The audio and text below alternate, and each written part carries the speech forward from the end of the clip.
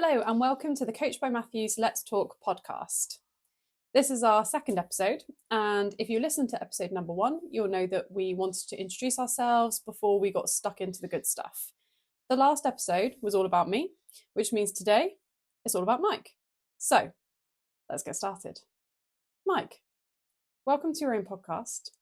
Hello. I just wanted to start with a fairly easy question to settle you in to today. Tell us a bit about yourself. You are from Manchester. So what was it like to grow up there? Yeah, originally Manchester, moved around quite a bit in my time. Obviously moved around with university and then spent a bit of time in London, a bit of time in Canada, and then ended up down in Devon with a pit stop in Cornwall on the way. Growing up in Manchester, not a extravagant childhood, just a normal childhood really. Good friends growing up, really good school life. Grew up with my older brother Anthony, family of 4 until my younger brother Joe came along. Yeah, so nothing too special about my childhood. I was always into sport. I was always into fitness, whether that be the early days playing football or getting into athletics, and then I later found basketball. Great. And what's your role within the fitness industry at the moment? So my role in the fitness industry at the minute is face-to-face personal trainer. So that's on the gym floor, and also an online coach as well. Brilliant. So if we sort of look back to your childhood, how do you think that shaped you into the person that you've become now? So growing up as the younger of two brothers, I think there was a lot of, especially from my part, a lot of sibling rivalry going on. It bred a deep competitive nature. And then that fed into people I'd hang around with and friends, to the point where I had this one friend, actually a guy called Ryan Corbett. He always seemed to be one step ahead of me, or in my eyes, he always seemed to. He picked up a basketball and he started shooting one day, and I thought, he's quite good at that. I think I could do that. And it turns out I could do it quite well. And then that rivalry started, so it was always kind of me against him, who was better, who was the best in the year. And then the friends, the network I built around me, especially the male friends, we all started playing basketball together. And then that bred a bit more competitive nature. And then, you get into your late teens and your friendship group changes. And now there's a solid 4 or 5 of us who kind of all pit each other against each other, but we all respect our individual strengths as well, especially on the basketball court. And then moving from basketball, fitness was always a big part of my life. Like I say, I went to a basketball academy when I was younger, so that demanded being physically fit. Got into weights, lifting and weight training about the age of 14, and it's something that stuck with me all the way since. And I've just always been intrigued about what the body can do, how it handles different scenarios, what you can put it through, and how it can bounce back. So that's that curiosity has kind of always led me down. I'd probably say always led me into the path of where I am now, I'd say. And do you feel like, because you were started off as the youngest sibling and then moved to the middle sibling eventually, do you feel like that you had a feeling where you had to try and be the best? Maybe not the best, but I had to stand out. It's a running joke in my family that I've always had middle child syndrome, even when I was the second child. But if you ask any second child, if you're growing up in the shadow of the first child, I think that's always going to be something that, to some degree, you've got a chip on your shoulder about that. And I was thinking about this recently, actually. I think the competitive nature probably stemmed, the earliest point I can remember of my competitive nature kicking in is, and it sounds really stupid saying it now, but my my older brother drew a picture for my granddad once, and I saw the picture that he drew, and I thought I could do that so much better. So I drew it, and then my granddad said, well, yours isn't as good as his. And I always remember that. And yeah, I don't think that's something I've ever said before or told anybody before. But I always remember that, and I always remember, right, I got to be better. And whether that's just something that stuck around with me, and whether that's a bit of foolish pride, or, like you say, the middle child syndrome kicking in when I was the second child. But then it stemmed to really ridiculous things growing up, like if my older brother would have, if he would go back for more Christmas dinner, a second serving, I would always have to have 3 servings, and just things like that. Still silly, stupid things like that. Looking back, but it definitely led me down a path of always striving and wanting to be maybe not the better out of every situation, but be the best I can be in every situation, and that's where that competitive nature comes from. And then as a young person, the people I looked up to in terms of sporting icons, young boys normally look up to kind of the David Beckhams, the Paul Scholes, going back a few years, any kind of like big football fan, because I played basketball. It was always kind of the Michael Jordans and the Kobe Bryants that I looked up to. So, and with that came a different nature to it, because obviously the sports demand completely different things and completely different mindsets. So yeah, the sports personalities I looked up to definitely molded my vision and my drive as well. I think you've continued with that as well. Like even now, you still want to be the best that you can be. You're good at sort of looking at other people and being like, okay, well, this is what they're doing. How can I be better? What's missing? What do I need to do to up my game, as it were, or fill in the gaps that other people aren't covering? And a saying or a quote, I guess you could say it was, that Kobe Bryant always said was, don't look at what I do, look at how I do it. And it's not the case of copying or emulating. It's like, and you can bridge that to any discipline, whether you're a teacher or you do jiu-jitsu or basketball or football, or if you're a painter. You don't look at what somebody's doing, look at how they're doing it, how are they applying themselves, how are they, what work are they doing behind the scenes in the sporting world, how many hours extra are they training a week, what sort of weight training are they doing, what methods of stretching and rehabilitation, or what kind of nutrition and diet are they following. So yeah, I think it's something that's deeply rooted in me, for sure. And if we look at Mike as a child, what did he want to be when he grew up? A basketball player. I wanted to be a professional basketball player when I was younger. I like to think I was a good standard player. Maybe that's that competitive nature coming in. It's in that drive to always want to push myself. I don't know if my ideas were bigger than my station, but definitely at kind of the under 14s, under 16s, and then kind of the juniors. I'd say I was, in my local area, probably ahead of the curve. So yeah, the basketball world was something I definitely wanted to go into. I then moved to a basketball academy where I went from being a big fish in a small pond to a small fish in a big pond, and my eyes were opened up somewhat of the level that you needed to be. And in some ways, I don't think I ever reached those levels that I expected myself to reach, I think. And you were at the point where you were at the academy and things like that, you were actually playing semi-professionally as well, weren't you? Yeah, so we were, if you think of the professional world of basketball, you've got the British Basketball League, which essentially, if you liken it to what people know, would be the Premier League in football. And then the division, the Division 1, Division 2 going down. So we would at the time, we were Division 3 in that world.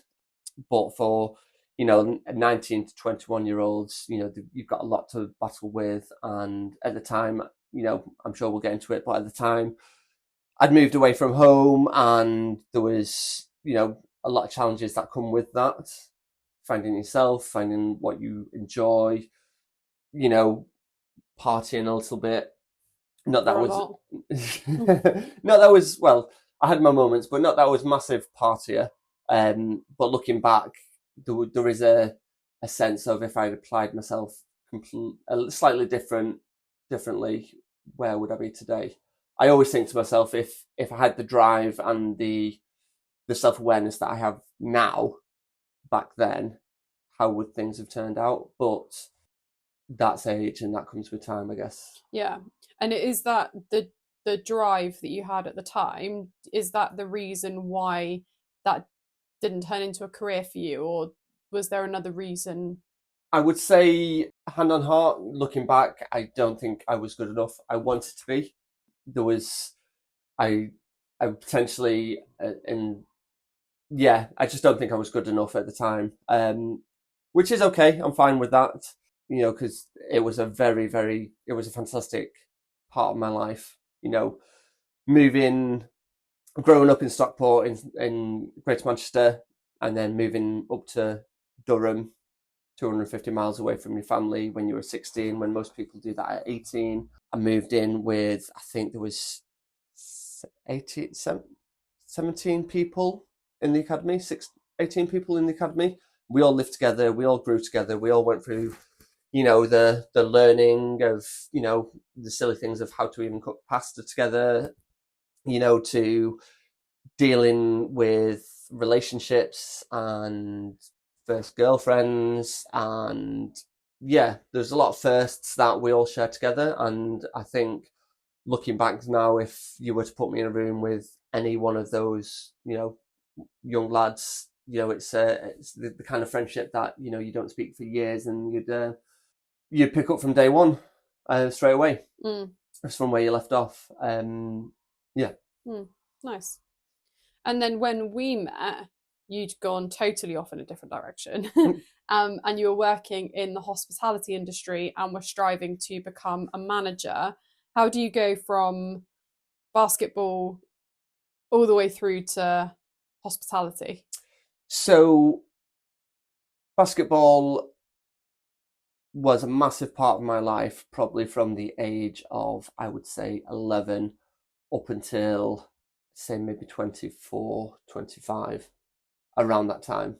And then I got stuck into uni, came out of uni, and I always say, if it wasn't for basketball, I would never have gone to university. I just wanted to carry on playing at a high standard. And then came back from university, as most people do, moved back into your parents, into the old world, and then into the old ways. And then I, at the time, needed a job to kind of pay my way as a young mid-20s. And then I kind of fell into, in between that, I'd qualified for my level 2 fitness instructor, and the plan was for it to pass on to my level 3, but I never pursued that. And that, I think that would have been about 2011, 2012 maybe. But then, at the time, my life was just taking a different direction, and I, like many, just thought, come out of university, fall into the mold. Okay, so now you get 9 till 5, you do that job, for a couple of years, maybe get a promotion, increase your salary from 18 to 20 grand, to 20 to 24 grand. And money was good in terms for the age bracket I was in. I was working in sales, I could always sell. That's something that came quite naturally to me. And then I got into working for Sky Sports. So here I was just basically selling sports packages, so Sky Sports, pay-per-view, things like that, to pubs and clubs around our patch. And then at the time, I'd met this girl, an ex-girlfriend of mine, and her family lived in Canada.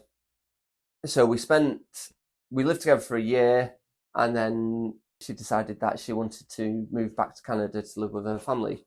They were English, but they lived over there for various different reasons.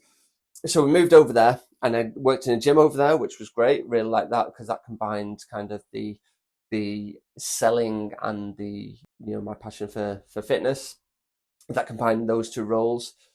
And then that ended in complete disaster, really. So I came back, and at this point I was probably late 20s to early 30s, and I mentally hit rock bottom, and I was then searching around for another job, and I'd seen Canada, I'd seen a bit of the world. I thought, oh, it's a beautiful country, and part of my heart still lives in Canada because of how beautiful the place is, and the life I had there was fantastic. And then again, like I say, I'd hit rock bottom. I was living on my mum's sofa, and then in between this, my older brother had moved down to Cornwall, and me and my mum and my younger brother went down for a long weekend in Cornwall. And every time we went to you go out for lunch or go for a drink. Every time we went for lunch or a drink, I was like, I could sit here for a while on this beach with a pint in my hand. And then we'd go to, we were there, let's say the Thursday to the Tuesday. And then we actually planned to go to Newquay on the Saturday, I think it was. And my family could see what I was thinking. They had had a chat with them. And then they said, well, why don't you just write up a CV? Just write up a CV and, we can hand it out in Newquay. So that every time we passed a bar, I handed out a different CV. And then it just so happened that I walked into a cider and pizza restaurant, which was fantastic. They do fantastic pizzas and great cider as well. But there's a lot of drunken nights I had on their cider, which was great. But yeah, so I walked into it, and it just so happened that I bumped into the assistant manager, and he saw on my CV that I'd lived and worked in Canada. And in 8 months' time, he was due to be moving out to Canada. So we got a conversation going, my sales started going, I got onto a pitch. Started tap into your knowledge. Started selling myself, started selling Canada. And so that was the Saturday, and then they contacted me and said, we want to see you on the Monday. Saw them on the Monday, and then I basically got the job there and then, and they said, we want you in 2 weeks. So I went back up to Manchester. I basically had nothing going for me there apart from, a solid friendship group who stood by me through thick and thin. And just remember on the boys group chat, I said, lads, got something to tell you. I'm moving to Cornwall. And they were all like, do it. We'll always be here. Do it. They knew what I'd been through. So yeah, moved, and within 10 days, I'd found myself a house share with a room. I'd already got the job. Moved in, and yeah, that was my route into hospitality, which then became a journey. Yeah, so I guess that leads me on to my next couple of questions. So I'll split it into two. So firstly, what was it like working in the hospitality industry? It must have been quite tough. Yeah, it is. It's a very tough industry to work in. You're working long hours, often for minimum wage. Your 10-hour shifts, split shifts, often unsociable hours. But working in a place like Newquay, it's got its reputation for a bit of a party town, and everybody knows everybody, so everyone understands kind of where you are and how tough your lifestyle can be, and everyone generally has the same days off. So yeah, no, it was made a lot easier by living in such a beautiful place like Newquay. You've got 4 or 5 beaches around you. You can go surfing on your day off. In the summer, it's fantastic because the heat, and it's a hive of activity.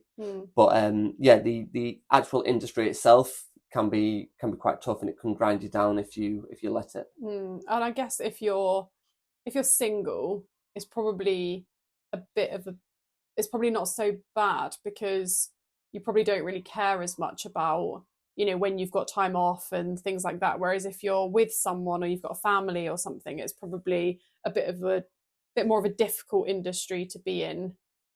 Yeah, definitely. I would say the same with like you when you were working in law and corporate. If you listen to episode 1, we covered that in episode 1, how when you're young and single, you've got all the time in the world. You can be sat there at 11 o'clock at night typing away and not worry about anything. Likewise with myself in the hospitality industry, when I was young and single, I could, I could work from 9 a.m. till 8 p.m., go out, roll in at 3 o'clock in the morning, and just hang out for the rest of the day. Whereas, obviously that's not very conducive to, being in a serious relationship or a family life. And there was a lot of failed relationships that I saw in my friendship group at the time that didn't last because of the lifestyle that the hospitality industry demands. Yeah, I can understand that. And how do you think your time in hospitality then contributed towards where you are now? I think it put me on a path to realize what I didn't want to do, because I didn't realize it at the time, but I was, as you can imagine from how I've described it, I was functioning in a massive state of burnout because of the lifestyle I was living. It wasn't, if you ask me now, I'll tell you how important recovery is, how important sleep is, how important good nutrition is. But if you asked me back then, I would say how important getting some money is, so you can go out and have a good night and then make sure you've got enough money for surf lessons on the weekend. So yeah, it definitely made me realize what I didn't want to. I mean, it was great when I was working in it, but once I realized which path my life wanted to go in, I was like, something needs to change. It has to be the industry I'm working in has to change, because it's not conducive to, for a loose sense of the word, it's not conducive to a grown-up life. Yeah, that makes sense. And I guess your priorities change as well. Totally, yeah, totally. I was working in the hospitality industry when we met, and whether we didn't know where we were going to go, like any relationship in the early days, but you find that and you think, well, I'm going to give my all to this, and something needs to change here. And you're working 9 till 5. I'm basically doing the same, but on the other end of the clock. And something had to give, and the thing that had to give would have been me in the hospitality industry and changing my ways. So yeah. But also, I think you didn't really want to, although it's kind of different now, but you didn't really want to be in a position where you're having to work weekends all the time and things like that. Whereas I suppose now at least you're doing it because you want to do it, and you don't have to work all weekend if you don't want to. Yeah, totally. I mean, if you think back to when we first started dating, we would see each other probably every 2 weeks at a time. Yeah. And that would have to be me taking annual leave to come up, or you come down. And yeah. And it's surprising how much you're willing. It's surprising what you're willing to do when it's something that you're passionate about. Yeah. And that's both senses of the words, with your relationship and with kind of the industry you work in. Because like you say, now I work 6 days a week, of which, is a weekend. And, I love it. I'm up at 4:30 most days, and I'm knackered by 3 o'clock in the afternoon, but I absolutely love it. Yeah. You're getting that caffeine fix from yes. your energy drinks. So how did you then make the move from hospitality back into fitness? So the move happened, and again, I've probably never said this before, and you can have this one. You were probably influential for it. You put me on the path, I would say. Well, you're welcome. So I moved from Newquay up to Devon. And then at the time, I knew I didn't want to work in hospitality. Just going back in the story a little bit, when Boris put us into lockdown, I got furloughed. And that, I think, was one of the most influential times for me, because I realised that I don't want to be in the hospitality industry. I came out of my furlough meeting and completely broke down, because I realised how much stress was on me and how much of a burden it was putting on my mental health. So yeah, so then I moved up here. We got together. I moved in with you. It was only supposed to be a month at the time, but then our dog Lola came along, and I just kind of fell into different separate jobs. I was like, I'll try this job, one of which was a freezer picker, working in a freezer picking meat, and that was horrible. To be fair, I mean, that wasn't really a long-term prospect. No. It was just something to tide you over. Yeah, that was to tide me over. I then got a job in a logistics company working as, which, that was an all right job, good money. But I had an epiphany one day, and I was sat at my desk tapping away on my keyboard, and I thought, I can't do this for the next 40 years until I retire. I came home and spoke to you about it, and you said, well, why, you've got your level 2, why don't you push for your level 3? So that kind of got me thinking, and I thought, you know what, I'm gonna push for it. And it just so happened that at the time I was playing basketball I was training with a local team here in Devon, and the lad who would take me training actually works for a gym company, one of the council gyms here. I told him the situation, and he said, actually, we're looking for a gym instructor in our gym. And that kind of, right, okay, maybe this is what's what's supposed to happen, and this is the direction I'm supposed to go in. And now here you are. And now here I am. Yeah. Excellent. So I think it's fair to say that it was all because of me, and I will take credit for that and never let you forget it for the remainder of our days. If you want to, yeah. Yeah, good. And so you've mentioned it a couple of times whilst we've been talking, but you've been fairly open when it comes to talking about your mental health. Yes. Would you mind telling people a bit about your journey and how your perspective on mental health has changed over time?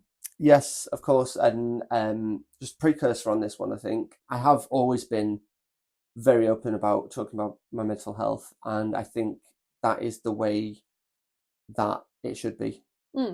If you were to sprain your ankle or break your leg, you wouldn't think twice about telling somebody, oh, I've got this injury.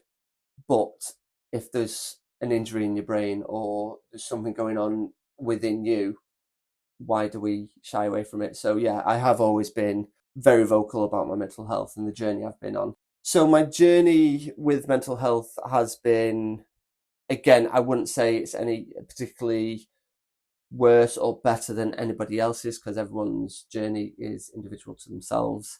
But what I will say is that for me personally, it's been a massive learning curve. And the way I look at things, I always like to try and find the beauty in it. And that wasn't always the case.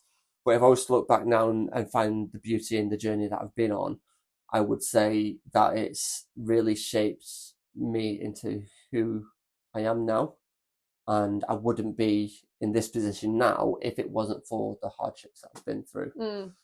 It stems back, in my adult years, it stems back to the whole Canada trip and having to come back, having a failed relationship, coming back. That's when I really saw it manifesting in myself. That's when I was, let's say, conscious enough to be able to turn to somebody and say, something's not right. But before that, I always thought, looking back now, even into my childhood, I just always thought that's the way things were. I never particularly got massive amounts of enjoyment out of things. When I was happy, I was all right. I was happy, but I was never kind of crying with laughter kind of thing. And I'd look at people and I don't know this now until, I'm nearly 40 and looking back on my life.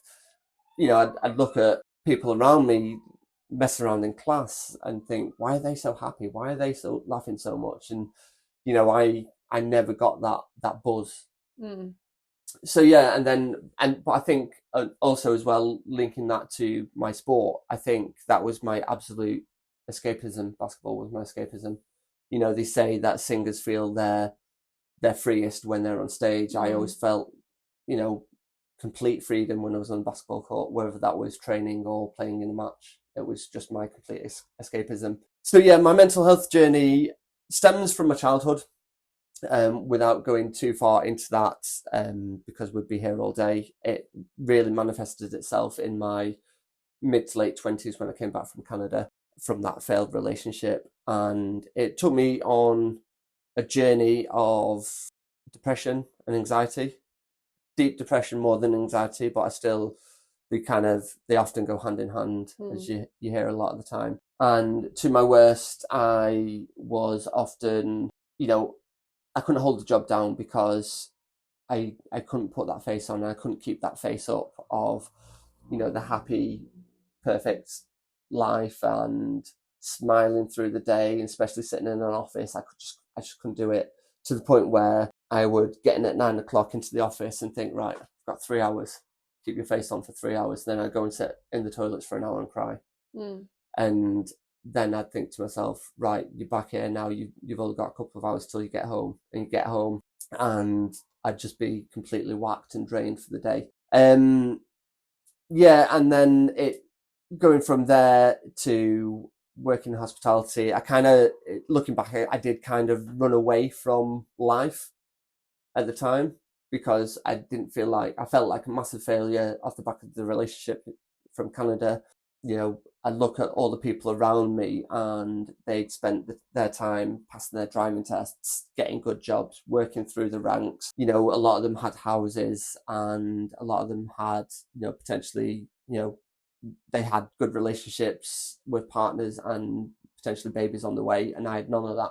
And I was just comparing myself continuously. So I thought, let me just run away to Newquay, where it's a bunch of people who are very much in the same boat as me. And then from there, I don't know if something clicked in me, to the point where I thought, right, okay, well, the only way I'm going to get around this is if I change me and change the way I'm looking at things and change my way of living. And then with that, like I say, coming out of lockdown and being furloughed, that had a profound effect on me, because it allowed me to sit back and take stock and think, right, what can change, what needs to change. And then that put me on a bit of a journey of almost self-discovery.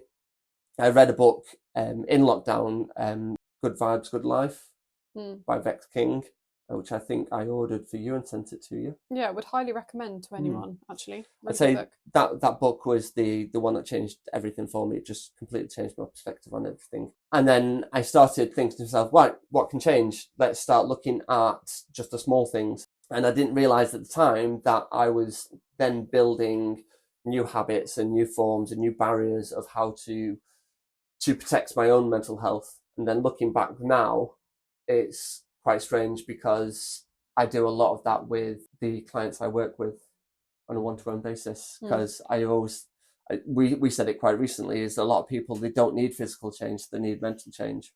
They need to look at the habits within themselves and what are they doing on a daily basis that is going to make the change, and subsequently the physical change will come.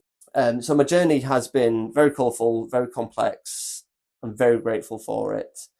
And I would encourage anybody who is going through a journey like that at the minute to talk and reach out, but also understand that if you can get into a dark place like that, you can get out of a dark place like that. It just may take a little bit longer, and you've just got to keep digging day at a time. If you can't take it a day at a time, take it an hour at a time, sometimes even a minute at a time, and you will get there. But you have to find it in yourself to think, what can I change to change my environment? And it's about being boundaried, I suppose, as well. Yes, having those boundaries definitely in place to make sure that you can prevent yourself going back to that place as much as possible. It's always things that are outside of our control, but yeah, definitely. I think as well, a lot of people think of me quite ruthless at the minute. Well, not at the minute, these days I think a lot of people think of me as being quite ruthless in the decisions I make sometimes. But what a lot of people don't understand is the fact that those are my boundaries. If I don't want to do something, I won't do it. If it's going to impact my sleep, I won't do it, because I know that my sleep is a boundary that I've put in place that makes me function on my highest frequency. And there's I'm not going to sit here and tell everybody that they need to cut out everybody in their life that isn't serving them, but that was something that I did quite aggressively, and I still probably do, is if somebody isn't serving me in my life, obviously it's a two-way street, that's how friendships and relationships work. But if a relationship isn't serving me, it's not something that I want to be around. So I think you've got to be quite ruthless, because at the end of the day, it's your journey, and it's it's your mental health. And if you've not got a solid mind and a solid personality and a solid principles, it's you're only going to waver at some point. And I think that's quite a good segue into the next question, which is, what do you think that people misunderstand about you the most? I think people think I'm quite sharp, quite blunt, quite bullshit at times, potentially a little bit rude. But I would argue I'm completely the opposite of everything. I was always brought up to say please, thank you, hello, goodbye, all those, and I always will to everybody. And I always will give somebody the time of day. I'll always respect the people around me, but if I then don't feel like that is, returned, I'll give a couple of chances to people, but going back to my boundary where, if something isn't serving me, I don't want to be around it. If there's a negative feel around something, I don't want to be around it, because that's only going to bring me down. That's only going to make, if I'm around somebody who I would perceive as maybe, let's say, lazy, I don't want to be around them, because that's going to make me feel lazy. If I consider myself quite a hardworking person, if somebody around me isn't working as hard as what I perceive as how I work, I don't want to be around them, because that's solely going to impact me and my performance and my lifestyle. In terms of being bolshy and upfront and a bit harsh, I like to be to the point. I think as a society these days, and this might be a controversial opinion, but as a society these days where we like to fluff a lot. And I don't know if it's a British thing. If you look at a lot of Europeans or Eastern Europeans, a lot of them, you would think they're quite rude. Well, they're not. They just say yes. They just say no. If they don't want to say how it is. Yeah. They don't say, oh my God, yes, no, I would love to, but I just really can't today. It's no, don't want to. Because they don't want to do it. And I think there's a lot to be said for that. And I think I definitely adopt that kind of mindset with things. But, to think that I'm a rude person or, bullshit person, I think that's the misunderstanding. I mean, I know you're biased because you're my wife and you're my family, but what would you say? Do you really want me to answer that? No, don't answer that. Moving on. Slightly easier question for you now. So you've recently become self-employed as a personal trainer, Yes. as you mentioned previously. Currently training people face-to-face, although there is an online option as well, just anyone that's interested and might not live locally. So how's that all going for you, and what are your plans for the future? So yes, became self-employed late last year. Loving it, love the freedom, hate the imposter syndrome, and I think that is that's a massive part of being self-employed, especially in the first days. I think, and that's something I've learned to understand, is that imposter syndrome will get you at least once a week. But I always say that if you're feeling imposter syndrome, it's because you are doing something that puts you out of your comfort zone. Which, I've always been employed. I've always worked in a gym where I've had a monthly income, steady monthly income. But when you're out on your own, the imposter syndrome gets you.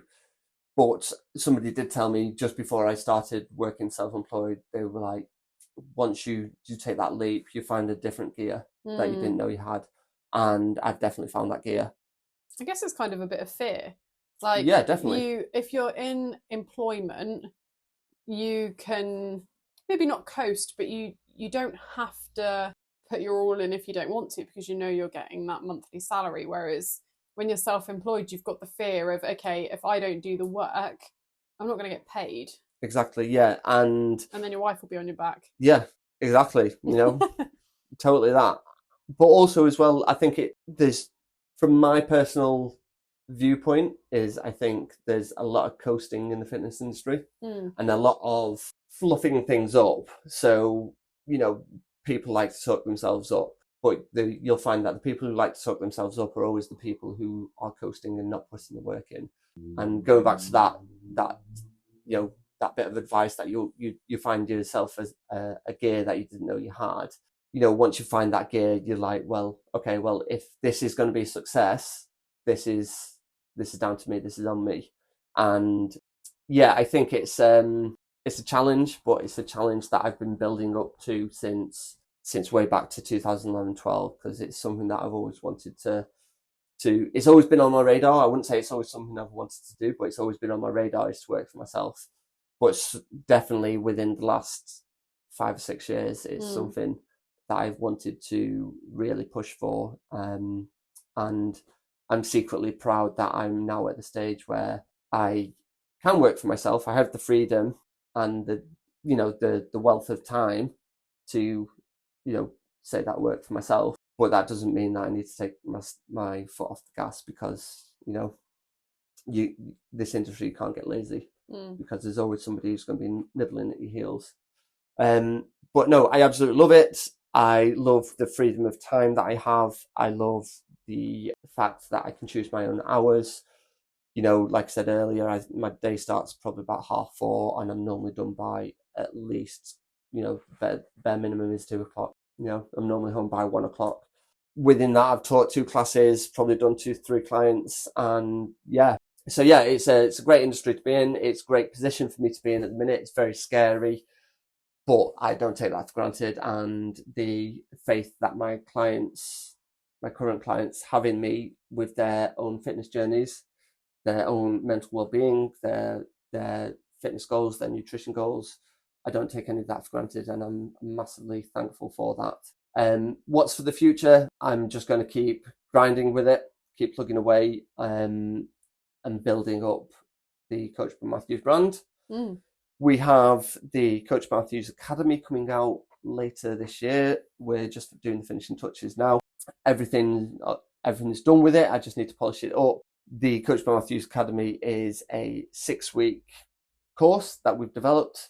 Covers everything from goal setting to mindset to nutritional advice, explaining everything that you need to know to get the most out of your nutrition and performance, and then going into kind of how to write a program, how to lift particular weights, what kind of lifts are what, how to structure a program yourself. So essentially, at the end of the 6-week course, you are able to do everything you need. You don't actually really need a PT, to be honest, but if you do, we're here.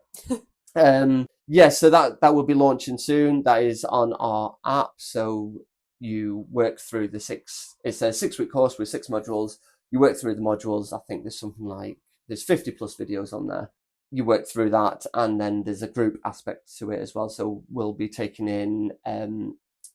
periodically taking in groups of people, cohorts of people, and they will be working in a group environment on group calls. But it's a self-guided module, self-guided course, and you get lifetime access to it. So that's really good. So it's massive value for money there. Yeah, for sure. Yeah, and we've worked hard to put something together that we think that will be really helpful for you all, and is also good value for money as well.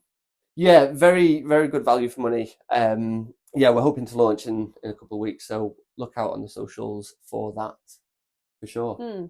Definitely. Thank you so much for answering these questions today and allowing the listeners the opportunity to get to know you a bit better. Can you just tell everyone where they can find you? Yes, my main platform that I use would be Instagram. So that would be mikematthews.pt, but that's the same username for all platforms as well. So Facebook, TikTok. So reach out to me if you've got any questions. mikematthews.pt. Great, thank you very much, and thank you to everyone for listening. I hope you enjoyed the episode today. Remember to like, share and subscribe, and we will see you on the next episode of Let's Talk. Thank you very much. Goodbye. Goodbye.